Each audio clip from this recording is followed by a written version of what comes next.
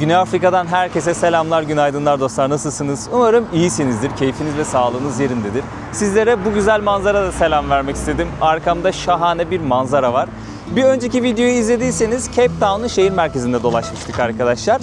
Bu videoda hep birlikte bir yolculuğa çıkacağız. Biz yolculuğa başladık bile. Şimdi sizleri bir arkadaşımla tanıştıracağım.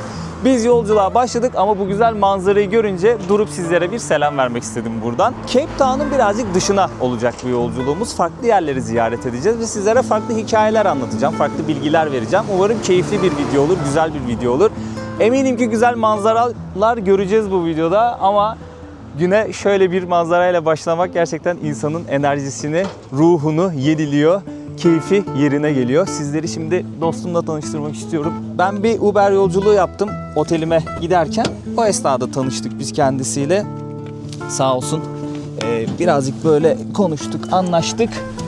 Ücreti mukabilinde bugün farklı birkaç yere götürecek beni. Archie ile tanıştırmak istiyorum. Dostlar, Archie. My friends. Oh, okay. Hadi bakalım dostlar, şimdi yolculuğumuza biz başladık. Devam edeceğiz. Umarım keyifle izlediğiniz bir video olur. Hazır videonun başındayken de bir beğeni atmayı, yorum atmayı ve kanalıma abone olmayı unutmayın lütfen. Kemerlerimizi de bu arada takıyoruz. Araba sürerken veyahut da arabaya bindiğimizde. Türkiye'nin lider su arıtma markası İhlas Orasebilio'nun sponsorluğunda videomuz başlıyor. Sizler de evinizde su arıtma cihazı istiyorsanız linki açıklamaya bıraktım. Oradan bakabilirsiniz. Sizleri bu güzel manzarayla baş başa bırakıyorum.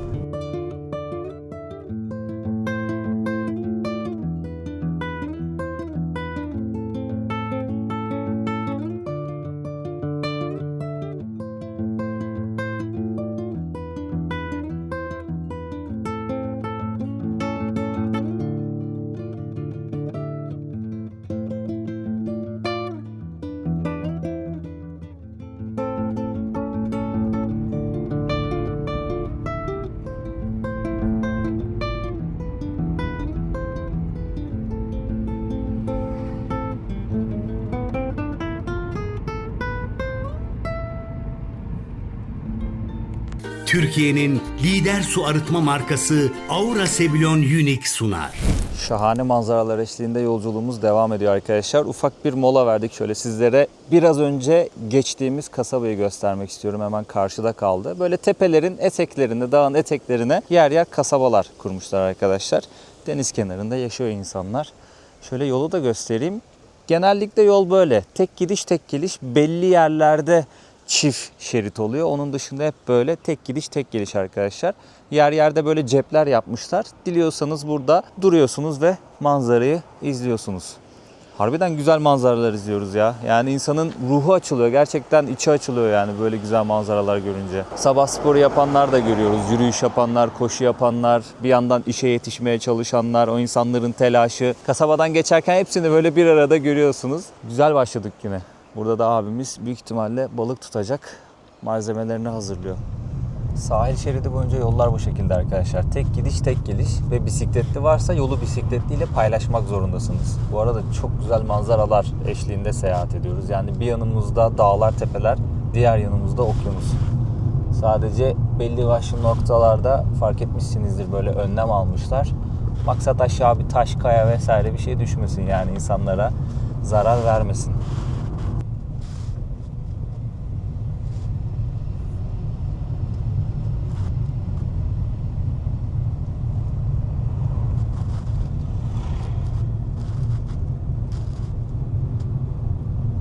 Resmen kayanın altını bir kısmını oymuşlar.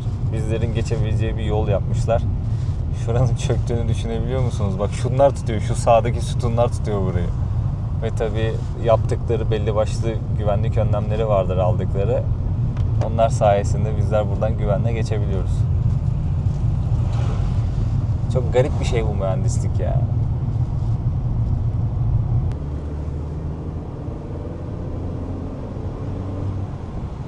İlk durağımız Ümitburnu olacak. Şimdi buradan giriş ücretini ödememiz gerekiyor. Giriş ücretini ödedikten sonra biraz daha yol gideceğiz. Daha sonrasında Ümitburnu'na ulaşacağız arkadaşlar. Ufak bir problemimiz var arkadaşlar. Buranın giriş ücreti yabancılar için 515 rand. Eğer buranın vatandaşıysanız kimlik göstererek 110 randa girebiliyorsunuz. Abimiz de kimliğini almamış. Ehliyetini verdi. Ehliyeti de kabul etmediler. İlle de kimlik görmek istiyorlar. Ben her türlü 515 randa ödeyeceğim ama abimiz bakalım 110 rand olursa onun ücretini ödeyeceğim. Ama bu 515 rand onun için ödeyemem açıkçası. 30 dolar civarı bir şey yapıyor. Bakalım şimdi birini aradı. Kimlik fotoğrafı en azından atabilirlerse onu kabul edeceklerini söylediler. Bekliyoruz.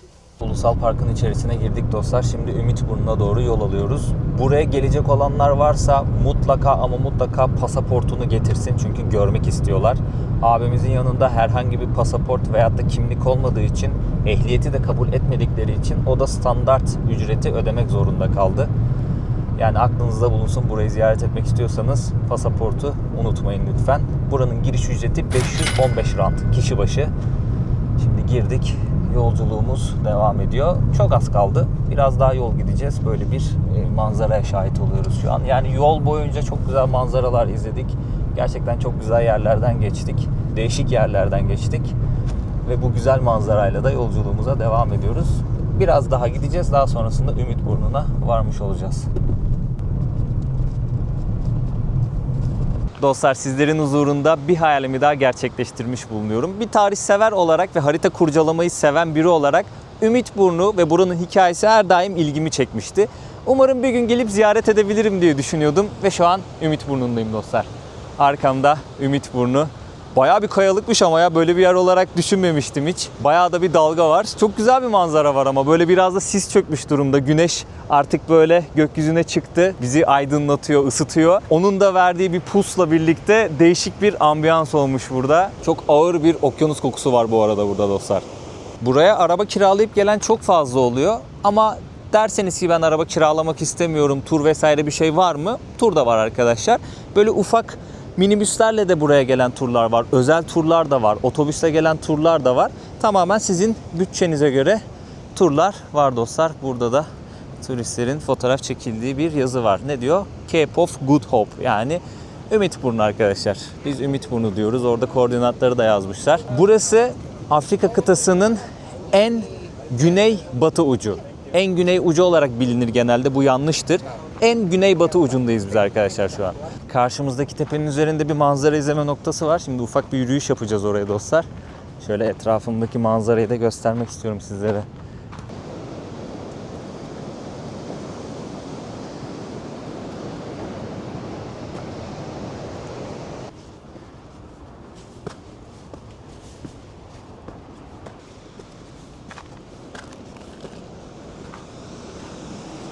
Oh oh oh oh oh, manzaraya bak.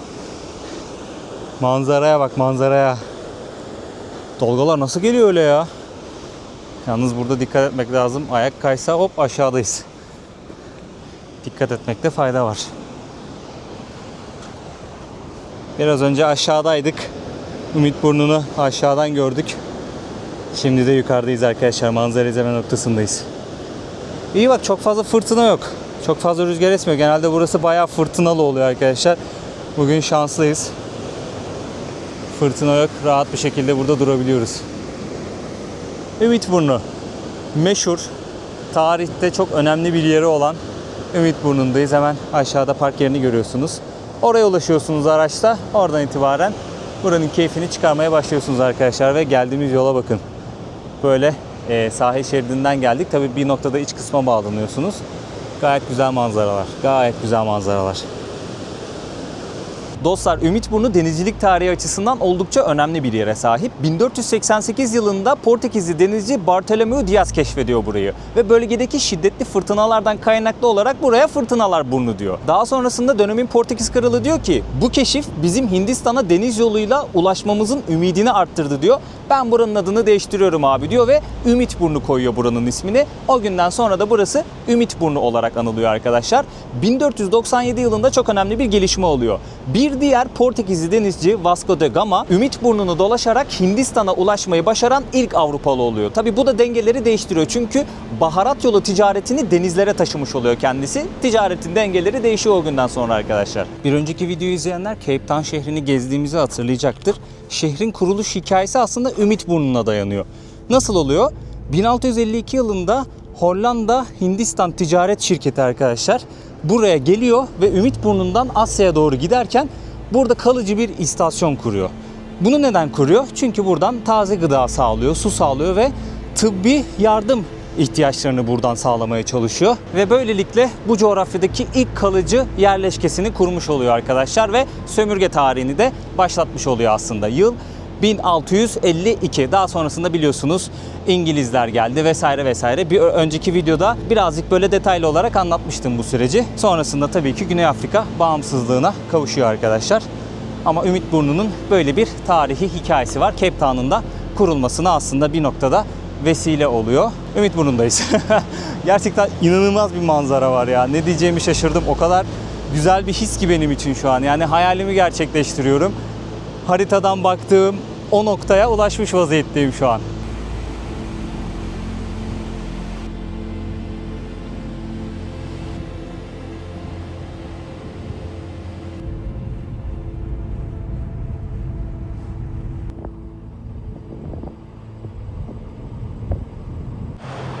Dostlar, Simonstown adında bir yere geldik şimdi. Burada bir yeri ziyaret edeceğiz ama öncesinde bir kahvaltı yapmak istedik. Kendimize bir restoran arıyoruz.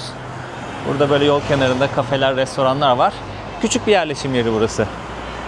Dostlar, yemeğimiz geldi. Masaya oturur oturmaz böyle limonlu su getiriyorlar sağ olsunlar. Sostur, zeytinyağıdır vesairedir. Siz sipariş verdiğinizde hemen masaya geliyor. Ben de kendime şöyle bir tabak söyledim. Burada fish and chips, yani balık ve patates oldukça sevilen ve tüketilen bir lezzet arkadaşlar. Yanında salatayla birlikte getirdiler. Şöyle salatamı da göstereyim sizlere. Salatayla birlikte ve sosla birlikte getirdiler. Bunun fiyatı 167 rand. Archie de kendine bir hamburger söyledi. Tavuklu güzel bir hamburger söyledi. O da salatayla ve patatesle geldi ve sosla geldi. Tadına bakalım nasılmış. Bu ne balığı bilmiyorum ama böyle bir harca bulamışlar. Bunu kızartmışlar ve şöyle çıtır bir form elde etmişler. Gayet lezzetli görünüyor arkadaşlar. Çok da güzel kokuyor bu arada. Balığın tadı şahane bu arada. Böyle çıtır şeyleri çok severim zaten. Harca bulanan şeyler bayağı hoşuma gidiyor. Balığın tadı da müthiş. Gayet beğendim. Afiyet olsun. Şu sosun tadına da bakalım şöyle patatesle birlikte. Değişik bir sos. Hafif ekşimsi. Fena değil.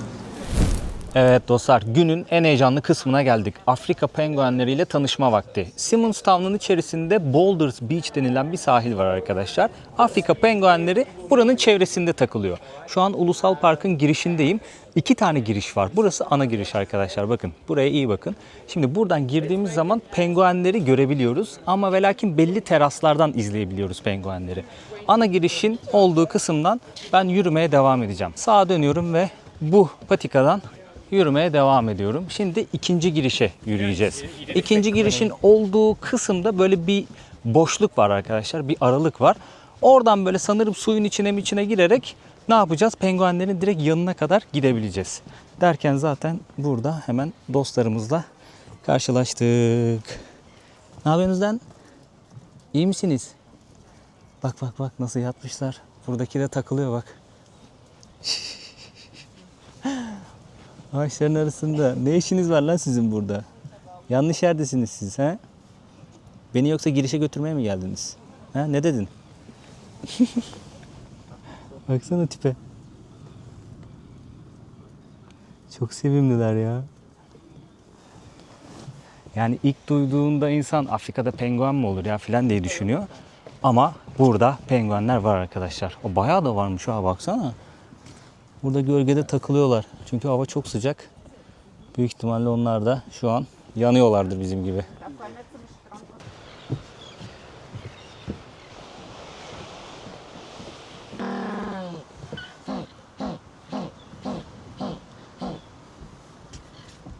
Duydunuz mu sesleri? Anırıyorlar ya. Patikanın sonunda böyle bir şey göreceksiniz arkadaşlar. Burası park yerine gidiyor. Hemen burada da penguenlerin işaretini görüyorsunuz. Buradan girebiliriz. Bilet ücretini de söyleyeyim ben sizlere dostlar. Bakın, yetişkinler 245 rand veriyor. 12 yaşından küçük çocuklar da 120 rand veriyor. Burada kapı var arkadaşlar. Kapıyı kapalı tutmanız gerekiyor. Çünkü penguenler buradan çıkabiliyormuş. Şöyle kapıyı kapatalım. Hemen ikinci kapımızı da kapatalım. Keratalar kaçıyorsa önlem almışlar. Ana, gelene bak.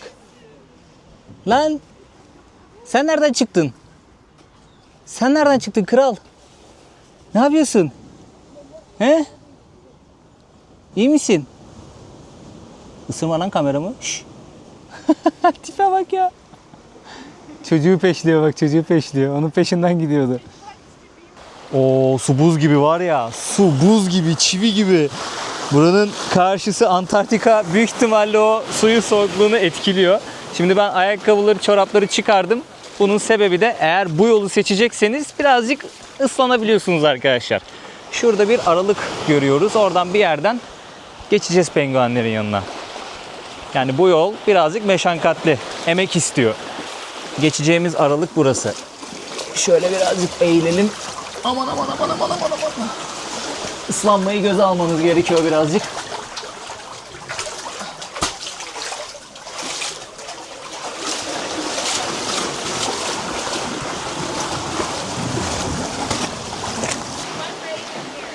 Right there? Yeah, right in the shaker. Okay. I don't switch yet. Thank you. Yeah, it's like right Şuraya bir yere saklanmışlar. Şimdi buradaki çift söyledi. Sorry? I said you should be able to see him if you bend down. Yeah. I'll go down. Okay. Thank you so much. Şuraya bastık mı? Bence tamamız. Aynen. Ana bak orada.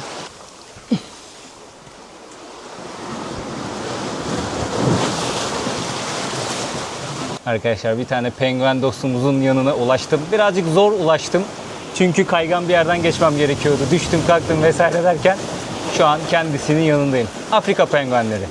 Gerçi şu an burada bir tane var. Büyük ihtimalle diğerleri o gördüğümüz alana sığındılar. Çünkü hava gerçekten çok sıcak ve bu hayvanlar da yani sıcak havayı pek sevdiklerini düşünmüyorum.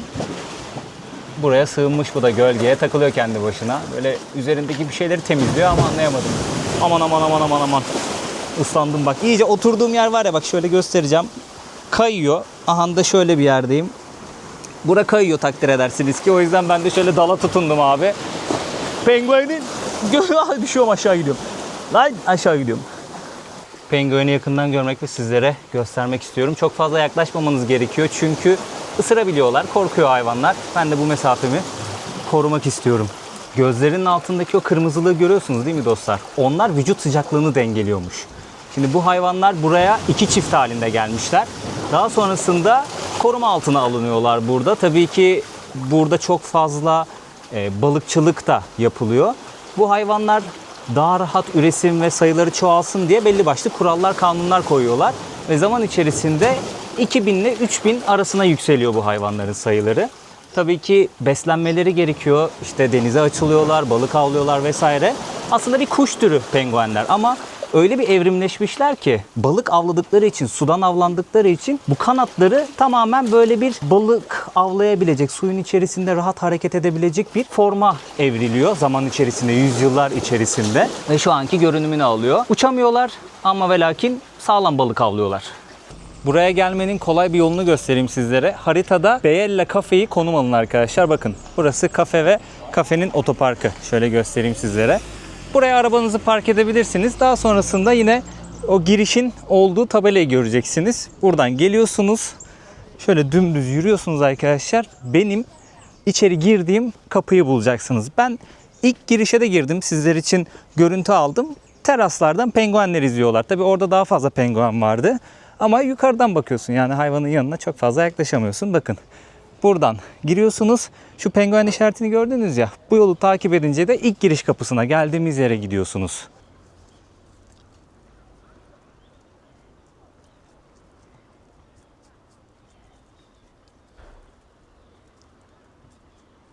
Bak bak bak. Nereden giriyor bahçeye? Bak çakala bak. Bahçeye dadanıyor. Buradaki yeşillikleri yiyorlar.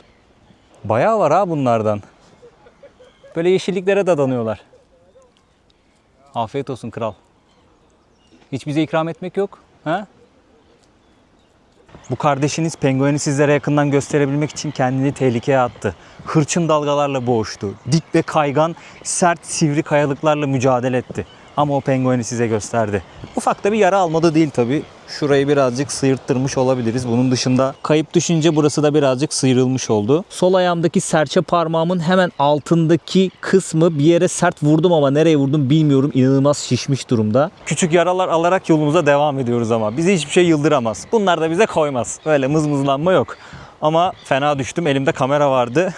Kendim yara alacağım diye değil de kamera kırılacak vesaire diye birazcık korktum ya da suyun içine girecek diye korktum. Hassas bir kamera arkadaşlar, o yüzden dikkat etmem gerekiyor. İnanın büyük umutlarla gittim o kısma ama maalesef sadece bir tane penguen kardeşimizi gördük. Burada daha fazlasına denk geldik. Bak hep böyle bir şeyleri temizliyorlar, fark ettiniz değil mi? Sürekli bir kendileriyle oynama, temizleme durumu var. Bu penguen kardeşlerimiz 60-70 santimetre uzunluğunda oluyormuş. Şu an mesela göğsünü, o beyaz tüyleri gagalıyor. Sırtı fark ettiyseniz siyah, göğsü de beyaz renkte. O beyaz tüylerin altında ya da iç kısmında kalan siyah benekler penguenlerin kimliğini belirliyormuş arkadaşlar. Bizdeki parmak izi gibi düşünebilirsiniz. Siyah siyah benekler varmış ve her penguene özelmiş. Doğru mu lan bu bilgiler? He? Sana soralım. O sırt kısmı da penguenlerin dik durmasını sağlıyormuş arkadaşlar. Yani aslında özel bir canlı penguenler. Gerçekten çok özel canlılar. Paytak paytak yürüyorlar böyle, ayaklarına baksanıza. Dediğim gibi aslında bir kuş ama velakin zaman içerisinde öyle bir evrilmişler ki artık uçmuyorlar, suda avlanıyorlar. Bu da evrimin kendi içerisinde yarattığı bir doğal güzellik diyelim. Biraz önce bir tanesi bir anırdı. Sanırsın eşek anırıyor. Yani zaten bunlara eşek penguenleri diyorlarmış o sesten kaynaklı olarak. Bu şekilde iletişim kuruyorlarmış arkadaşlar. Ben çok ufak bir kısmını yakaladım. Belki kardeşlerimiz güzel bir performans sergilemek ister bize. He? Şş, alo. Bugünkü rotamız şu şekildeydi. Gezimize Ümitburnu'yla başladık arkadaşlar. Ta en uca kadar indik. Daha sonrasında yukarı çıktık. Simonstown'u ziyaret ettik. Orada penguenlerle tanıştık. Oradan çıktık. Cape Town'un merkezine dönmeden önce nereye uğradık? Şu an bulunduğumuz Muizenberg plajına uğradık arkadaşlar. Burası da Cape Town'a gelirseniz görmenizi önerdikleri yerlerden bir tanesi. Peki neyi meşhur? Aha da bu rengarenk soyunma kabinleri meşhur arkadaşlar. Şimdi burası 20 kilometre uzunluğunda bir sahil. Çok fazla yüzebileceğiniz bir deniz yok. Takdir edersiniz ki okyanus arkadaşlar birazcık tehlikeli ve oldukça dalgalı. Burada genelde sörf yapıyorlar. Onu da anlatacağım şimdi. Ama zamanında buraya böyle yüzmeye, sörf yapmaya gelenler kıyafetlerini değiştirmek istiyorlar. Üstünü başını değiştirmek istiyor. Onun için böyle soyunma kabinleri yapmışlar. Ama bu soyunma kabinlerini böyle rengarenk yapmışlar arkadaşlar. Tabii ki zaman içerisinde bu durumda turistlerin ilgisini çekmiş. Hazır böyle Ümitburnu'nu, Simonstown'u falan ziyaret etmişken rota üzerinde buraya da çok kolay bir şekilde uğrayabiliyorsunuz arkadaşlar. Oldukça yakın burası da, çok uzak sayılmaz. Buraya da uğramak ve sizlere göstermek istedim. Böyle tatlı soyunma kabinleri var, rengarenk. Hala kullanılıyordur diye düşünüyorum. Yani birazcık böyle eski püskü gözüküyor ama hala kullanılıyordur diye düşünüyorum arkadaşlar. Bu arada şu ilerideki abi görüyorsunuz değil mi? Elinde bir dedektör var. Bir şeyler arıyor, değerli. İnsanların belki düşürdüğü böyle kolyedir vesairedir, bir şeyler arıyor. Yanında çocuğu var. Yani bu da bir sektör olsa gerek yani. Sahilde böyle bir şeyler arayan insanlar önceden görmüştüm. Aha bu dayı dedektörle işi artık en üst çıtaya çıkarmış durumda. Genelde böyle elek gibi bir şey yaparlar. Onu böyle kuma sokar. Ne çıkarsa artık bahtına sahil boyunca gezer. Gözüne kestirdiği yerlere o eleği daldırır. Bulduğunu bulur, bulamadığına devam eder. Ama bu dayı biraz daha profesyonel ilerliyor. Sahildeki kum ipince arkadaşlar bu arada. Onu da göstermek istiyorum sizlere. Böyle beyaz renge kaçan bir rengi var. İpince bir kum. 20 kilometre boyunca uzanıyor bu sahil. İnsanlar yüzenler de gördüm. Tek tük yüzen de gördüm ama genelde buraya sörf yapmaya geliyorlar. Muizenberg plajı Güney Afrika'da sörf kültürünün doğduğu yer olarak kabul ediliyor. Birçok insanı elinde sörf tahtasıyla buraya gelirken ya da buradan dönerken görebiliyoruz. Buranın dalgaları uzun oluyormuş ve yumuşak oluyormuş arkadaşlar. O yüzden kolay sörf öğreniyorlarmış burada. Ve tabii okyanusta suya girdikleri için genelde okyanus soğuk olur. Hele ki karşı taraf Antarktika ise. Ama ve lakin buradaki su sıcaklığı biraz daha iyi derecedeymiş. Daha katlanılabilir derecedeymiş. O yüzden sörfe yeni başlayanlar burayı tercih ediyorlarmış arkadaşlar. Şu an baktığımız bu sular büyük beyaz köpek balığının doğal yaşam alanıymış arkadaşlar. İnsanlar denize giriyorlar, yüzüyorlar, sörf tahtalarıyla açılıyorlar ki daha rahat böyle dalgalara kapılıp sörf yapabilsinler. Ama köpek balığı tehlikesi var. Bunun önüne geçebilmek için bir sistem kurmuşlar burada ve bu sistem ödül almış arkadaşlar. Burada şu an köpek balığı gözlemcileri var. Sürekli olarak okyanusu dürbünle izliyorlarmış ve köpek balığı tehlikesi olduğunda siren çalıyorlarmış ve sudakilere bayrak sallıyorlarmış. Salladıkları her bayrağın farklı renkleri varmış ve bu renklerin de bir anlamı varmış arkadaşlar. Mesela beyaz bayrak salladıklarında aktif tehlike anlamına geliyor. Kırmızı bayrak salladıklarında yakın zamanda köpek balığı buraya ulaşacak anlamına geliyor. Yeşil bayrak salladığında güvenli bir dönem, girip yüzebilirsin, sörfünü yapabilirsin, için rahat olsun anlamına geliyor. Siyah bayrak salladıkları zaman düşük görüş mesafesi diyor. Yani ben göremiyorum, köpek balığı gelebilir de gelmeyebilir de, inisiyatif sende diyor yani kral. O yüzden dikkat etmende fayda var diyor. Bu tarz böyle renkler yapmışlar ve burada yüzenleri ve sörf yapanları uyarıyorlar. Bir de bayrak yoksa sahilde peki ya da gözlemcinin elinde, o zaman ne anlama geliyor? O zaman da diyorlarmış ki biz mesaide değiliz, o yüzden suyun güvenliği tatbik edilmedi. Sorumluluk tamamen size ait.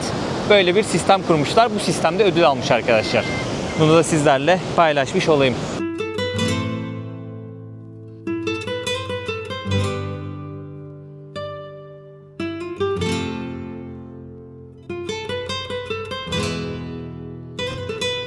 Sabahın erken saatlerinden beri oradan oraya gidiyoruz arkadaşlar. Dop dolu bir gündü ama yorucu bir gündü. Şimdi günü güzel bir yerde noktalamanın vakti diye düşündüm. Cape Town'a geri döndük. Cape Town'un çevresinde gezdik, dolaştık, göreceklerimizi gördük. Cape Town şehrine geri döndük arkadaşlar. Burada Sinyal Tepesi isminde bir yer var. Şöyle sizlere göstermek istiyorum. Burada paragliding yapmak istiyorsanız 2500 randa paragliding yapabiliyorsunuz. Birazdan aşağı gidecekler. Benim kaldığım yeri bir önceki videoda göstermiştim. İzleyenler hatırlayacaktır. Oranın tepesinde böyle bir şey gösterdim mi size? Böyle ufak dağ, tepe tarzı bir yer gösterdim ya. Şu an oradayım. Oranın en üst noktasındayım. Buradan manzarayı izlemeye geldim yürüyerek. Sea Point'e kaldığım yere gideceğim arkadaşlar. Abi merhaba. Merhaba. Nasılsın? İyiyim sağ ol, sen nasılsın? İyiyim, teşekkür ederim. Video problem olur mu? Yok gelsin. Olmaz mı? Tamam, sağ ol. Çekeyim seni de o zaman. Olur olur. Burada mı yaşıyorsun abi? Gezmeye mi geldin? Ben 3 yıldır buralardayım. Burada yaşıyorsun. Şöyle mikrofonu da uzatayım abi sana ya. YouTuber mıyız hocam? Evet abi. YouTube kanalım var. Öyle kendi çapımda videolar Güzel güzel. çekiyorum. Merhaba, hoş İsim neydi geldin. abi? Deniz benim ismim. Burak ben de abi. Çok Memnun oldum, ben de memnun 3 oldum. senedir buradasın. Evet, gidiyoruz geliyoruz işte. Yakında yine gideceğim. Birkaç ay. Türkiye'ye dönüyorsun. Aynen, Fethiye'deyim. Güzel. Git gel böyle arada böyle. Bekliyoruz. bazen. Fethiye'de ne yapıyorsun abi? Yine yamaç paraşütü. Pilotum güzel. ben. Aynen. Aa, çok iyi. Orada zaten meşhur. Yani Fethiye'de Aynen. oldukça Fethiye meşhur. dünyanın en iyi yerlerinden bir tanesi. Burası da 350 metre falan. Buradan kalkılıyor. Aşağıda Sea Point var. Ben orada Sea kalıyorum. Point'e iniyoruz, evet. Ben Ha. korkmasam yapacaktım da ben yüksekten korkuyorum abi. O yüzden Öyle bir şey değil ya, arkadaş yani. biraz önce söyledi. Dedi Evet. 2500 rand dedi. Gel dedi. Dedim vallahi korkuyorum ben. Öyle bir şey değil yani. Hani bu bir cesaret ediyorsun. Otobüste oturur gibi koltukta oturuyorsun yani. Havada gayet sessiz, sakin bir şekilde süzülüyoruz. Ben tutuyorum Pardon. abi istiyorsan. Yok yok, estağfurullah, rahat yok. Sen rahat Süzülüyoruz. şey yap. Eyvallah eyvallah. Nasıl abi burada Biraz. yaşam peki? Yaşam güzel baba. Hayat standartları Türkiye'ye göre, ben ilk geldiğimde 1'e 1'di. 1 ren 1 liraydı. Şimdi 1'e 2,7 falan. Yani her yıl %100 fakirleşiyoruz. Ama yani burada hayat stili, insanlar güzel. Tabii biraz ırkçılık mevzuları var. Ama yani turist olarak hiçbir sıkıntı yok yani, gayet keyifli. Beyazların siyahlara yaptığı ırkçılık mı, yoksa siyahların beyazlara karşı olarak yaptığı? Şu anda güç siyahlarda. Şimdi siyahlar sıra bize deyip onlar da böyle inceden yapıyorlar tabii Buraya yani. gelmeden önce siyahların böyle bazı beyazlarla yaşadığı olayları okumuştum ben haberlerde yakın önce- dönemde. Evet. Bayağı tatsızlıklar yaşanmış. O zamanlar evet, yani çok eski de değil aslında bir. Yok, birkaç ay önce sanırım oldu. Birkaç olay haber okudum. Yani vallahi haberimiz yok. Yani olabiliyor, oluyordur öyle küçük şeyler. Protesto falan edeceklerdi galiba ama vazgeçtiler bir şekilde. Yabancılar istenmiyor tabii, her zaman gibi. Korumaya çalışıyorlar işlerini güçlerini. Bir yandan da çalışmak da istemiyorlar. Öyle bir durum var. Böyle garip bir ülke yani, hani travmaları var. Söylendiği kadar tehlikeli mi peki abi ya? Yok değil. Ama bahtsızsan her yerde herhangi bir şey başına gelebilir. Benim 3 yıldır başıma öyle çok ağam şahım bir şey gelmedi. Ağam şahım derken abi. Yani girmeyen çok fazla. Tamam abi. Yani ufak tefek şeyler olabiliyor tabii de, yani hani Şans artık. Şansına ya, hani Sea Point çok güvenli bir yer ama bir bakmışsın birinin bir şeyini alıp kaçıyorlar falan. Oluyor arada yani. Olmuyor değil. Ama genelde turistler için falan gayet güvenli bir yer bence. Eyvallah abi. Yani eyvallah. Rica ederim. Ağzına sağlık. İyi turların olsun. Eyvallah, teşekkür ederim. Bol bol beğenin ha. Like, Eyvallah. like. Abi duyuyorsunuz bak. Like, abi like, duyuyorsunuz. Subscribe. Pull. Left. Run.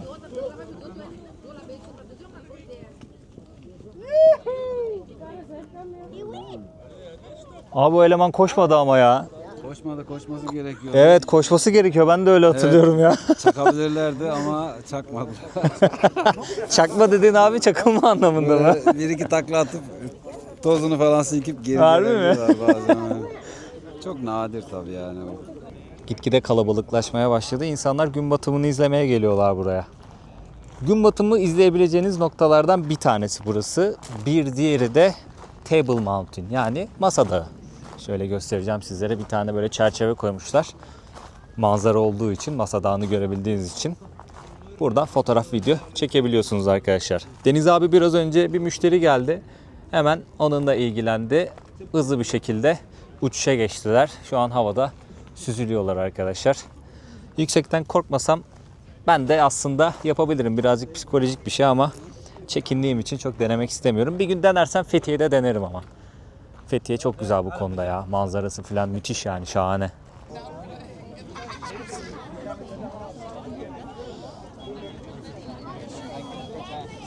Orası bayağı bir kalabalıklaştı arkadaşlar. Ben de ufaktan aşağı doğru iniyorum şimdi, hava kararmadan. Aşağıda olsam iyi olur yani, çok da riske atmayayım, karanlığa kalmayayım istedim. Güzel bir manzara var ama gerçekten çok güzel bir manzara var. Hoşuma gitti burası. Bura daha iyiymiş yalnız ya. Bak, çok fazla insan yok. Sessiz, sakin ve daha güzel bir manzara var bence burada. Evet, iyi ki erken vakitte aşağı inmeye karar vermişim. Yoksa burayı karanlıkta görecektik. Baksana güneşin rengine ya, ne güzel parlıyor. Bu arada Archie çok kral çocukmuş ya. Bayağı böyle bir gezdik dolaştık bugün, beraber sohbet filan ettik. Çok fazla kameraya çıkmak istemedi ama güzel şeyler anlattı. Bu arada Sea Point hemen aşağısı arkadaşlar. Şöyle göstereyim, yani benim kaldığım muhit aşağısı. Şimdi buradan bir yerden bir yol bulup oraya ineceğim. Buralı değilmiş ya. Çocuk o yüzden kimliğini verememiş. Yani ben anladım zaten. Bayağı bir bekledik biz orada girişte. Baktım kimliğini çıkarmıyor. Dedim ki yani nasıl taşımıyorsun kimliğini yanında? Hiç sormuyorlar mı vesaire. Dedi ki ben de aradım bir iki kişiyi, dedi atacaklar dedi. Ama o esnada tabii şunu düşünüyormuş. Bir önceki gelişinde sanırım ehliyeti kabul ettirmiş. Bunu başarmış ama şimdi de kabul etmediler. Her neyse, ben ikimizin de giriş ücretini ödedim. Onu da standart ücretten içeri aldılar. Yani kişi başı 515 rand ödedim arkadaşlar. Sadece kartla ödeme yapabiliyorsunuz. Ulusal Park'a gireceksiniz. Sonrasında böyle Archie ile sohbet ederken dedi ki sen dedi zaten bana bir para vereceksin, anlaştık seninle dedi. Oradan dedi bunu düşersin, ama çocuğun birazcık böyle morali bozuldu. Biz Archie ile dün tanıştığımızda ben bu mevzuyu kendisine açtım. Dedim ki ben yarın şuraya gitmek istiyorum. Hani sen beni götürürsen kaça götürürsün? Böyle konuştuk, pazarlık yaptık. Kendisiyle 1500 randa anlaştık arkadaşlar. Ama benim aklımda şey de var. Oturur bir yerde yemek yeriz, ona ödetmem. İşte içecek bir şeyler alırız, ona ödetmem. Milli parklara gireceğimizi biliyorum. O zaten buranın yerlisi. Ona cüzi bir miktar bilet fiyatı öderim. Ona ödetmem. Hani benle birlikte bütün gün dolaşıyor, ona tabii ki de ödetmem diye düşünüyorum ama aklımda hiç böyle bir şey yoktu yani. Çünkü 30 küsür dolar civarı bir şey yapıyor bu giriş ücreti. Pahalı bir ücret aslında baktığınız zaman. Birden böyle karşılaşınca dedim hani buralı ve kimlik kartını çıkarmıyor, böyle bir meblağ ödemek bir an böyle bir mantıklı gelmedi. Sonra Archie'nin buralı değil de Zimbabweli bir göçmen olduğunu öğrendim. Çalışmaya gelmiş buraya çocuk. Ailesiyle birlikte burada bir hayat kurmaya çalışıyor işte. Bir tane kızı varmış 6 yaşında. Anlaştığımız para neyse ona verdim arkadaşlar. İçiniz rahat olsun yani, hani çocuk şimdi bir de oradan o bilet parasını alırsam zaten çocuk bütün gün benimle dolaştı. Abi dedim senin bu hakkın. Yani keşke cebimde çok daha fazla para olsa da daha fazla versem yani. Güzel bir insandı, sağ olsun. Bu arada haritanın gösterdiği yol böyle bir yol arkadaşlar. Ben bayağı bir yanlış yöne doğru yürümüşüm, burayı kaçırmışım. Böyle dimdik aşağı doğru iniyoruz.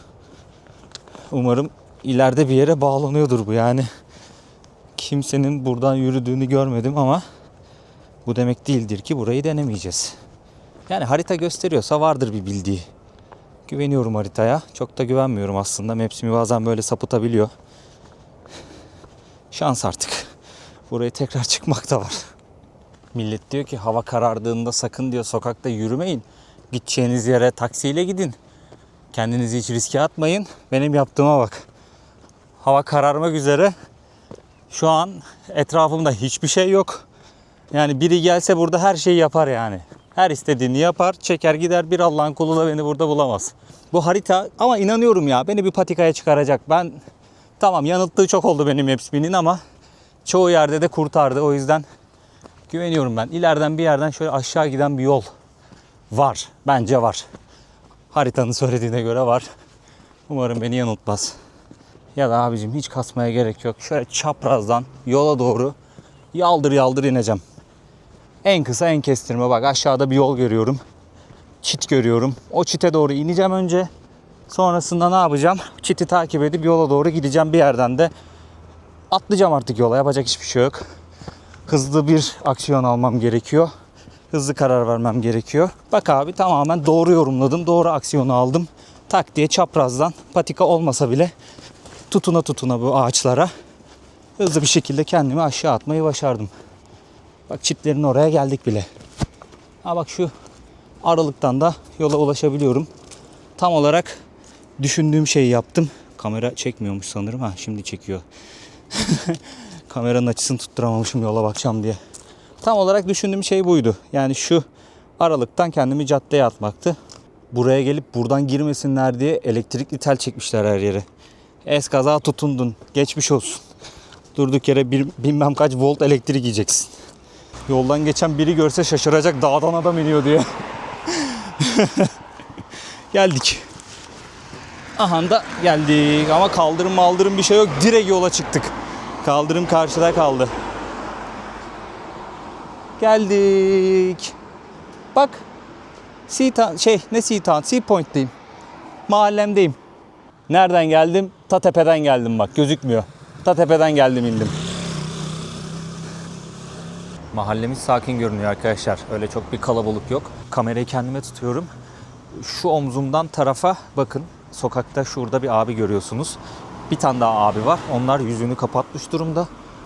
Burada artık kimler yaşıyor bilmiyorum ama biraz iyi bir muhit burası. O yüzden evlerin önünde güvenlikler bekliyor. Yüzünü falan kapatmış mesela o. Büyük ihtimalle üzeri de doludur yani boş değildir. Herhangi bir saldırı vesaire bir şey olursa karşılık verebilecek pozisyondadır herhalde. Belli başlı evlerde ama her evde değil. Her evde öyle bir güvenlik olayı yok. Dostlar bu videoluk bu kadar olsun. Bir sonraki videoda görüşmek üzere diyeyim. Ben yoruldum. Bayağı bir yoruldum bugün. Gideceğim. Sizler için video editleyeceğim ve bir sonraki videonun planını, programını yapacağım. Dinleneceğim. Benim de akşamlarım böyle geçiyor genelde. Kendinize çok iyi bakın. Görüşmek üzere. Türkiye'nin lider su arıtma markası Aura Sebilon Unique sundu.